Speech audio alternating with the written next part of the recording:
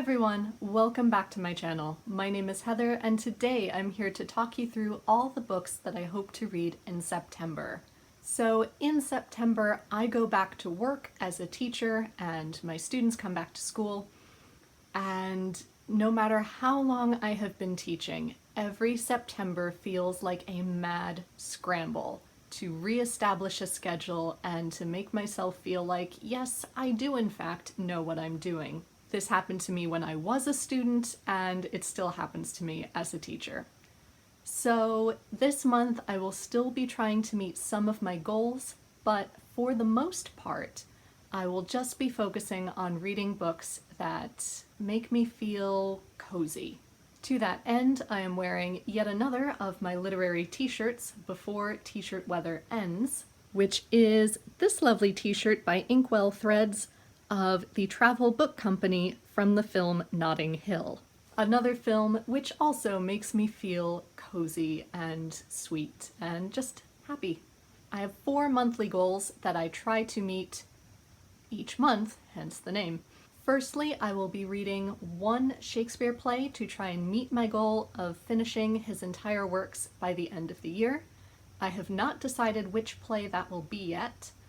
I have left Titus Andronicus, Timon of Athens, and King John. I haven't decided which one I will feel like reading, but you will find out when my video review of that play goes up. In an effort to brush up some of my higher level Spanish, I will be continuing to read El Capitán a la Triste by Carlos and Carlota Pérez Reverte, which is a wonderful book, but I have been getting swept up in so many fabulous English books in the month of August that I haven't made much progress. So I will continue working through that book in the month of September. Additionally, I tried to read 1 classic per month, at least. Sometimes I manage more than that. And this month, my classic also is doing double duty because it is Jane Eyre by Charlotte Bronte, and it is doing double duty in that it is my classic for the month, and it is also the September read for Marissa's Bronte project from Blatantly Bookish, which I will link down below.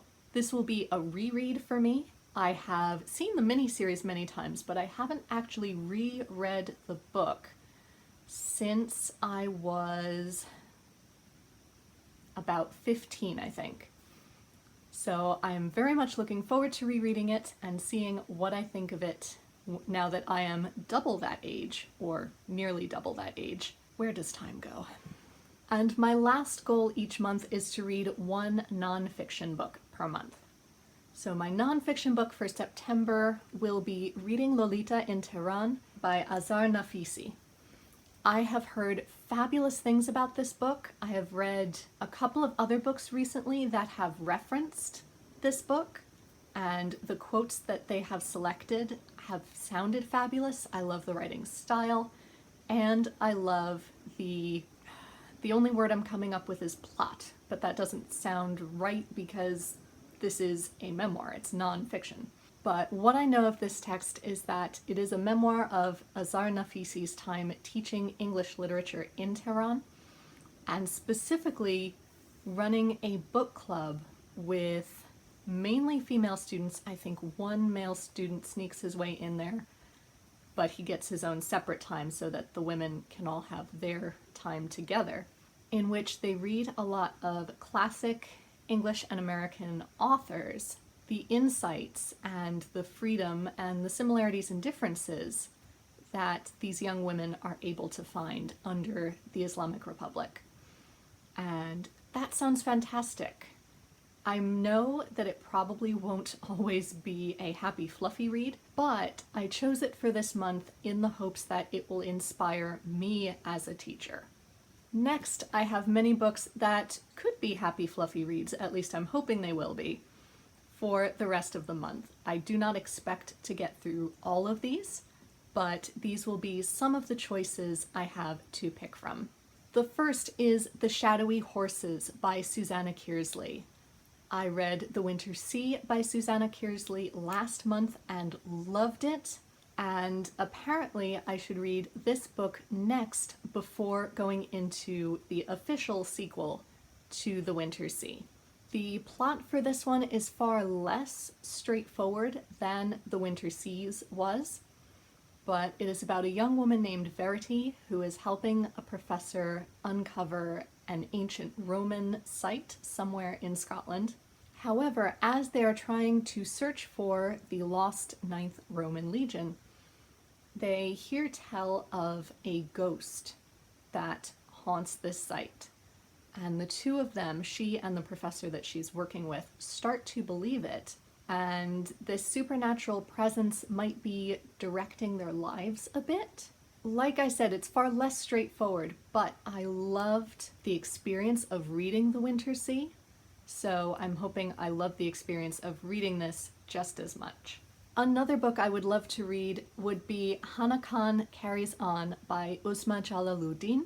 Uzma Jalaluddin also wrote Aisha at Last, which I read 2 years ago, I think, and I loved it. That book is a retelling of Pride and Prejudice set in the Muslim community of Toronto, I think. It's definitely somewhere in Canada. And it was fantastic. It was a great retelling of Pride and Prejudice, and it also stood up very well as its own novel, which is quite a feat. This book I don't think is related to any of Austen's novels. I could see potential parallels, but no one has come out and said that it is definitely a retelling. But it still sounds fantastic. It is still set in possibly the same Toronto Muslim community. I think the best way to describe it would be to use the short blurb on the back, which says, "A young woman juggles pursuing her dream job in radio while helping her family compete with the new halal restaurant across the street in this sparkling new rom-com."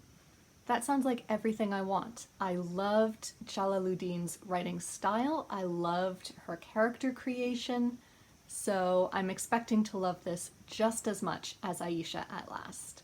The next book that I could read would be Dear Mrs Byrd by A.J. Pierce, which I'm sure a lot of you have heard of by now as its sequel came out very recently. It is about a young woman in the 1940s in London who is desperate to become a journalist.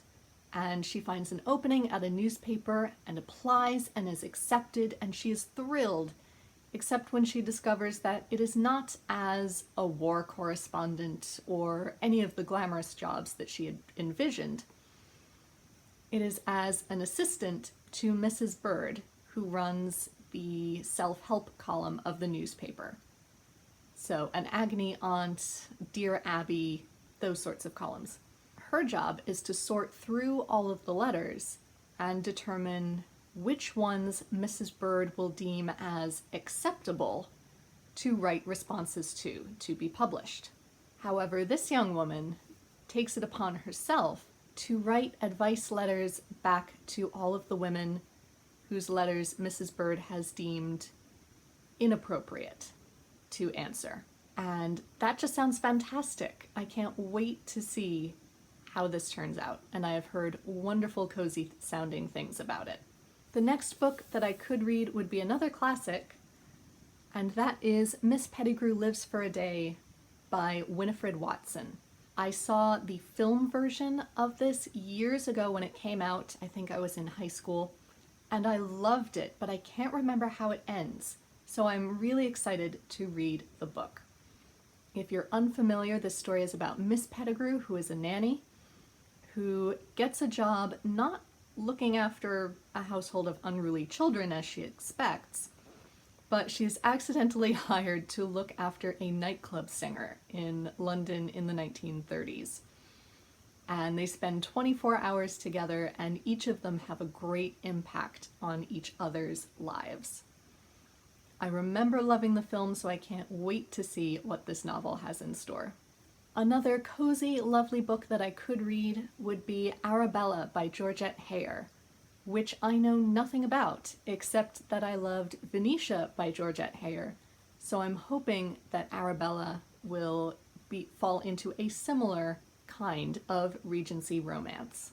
And another book that I might end up reading this month would be The Burning Page by Genevieve Cogman, which is the third book in the Invisible Library series.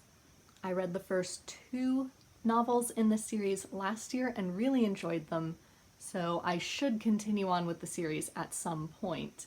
This is a series about a very special library in which you can travel into parallel universes to hunt down rare texts. And there are also humanoid dragons involved.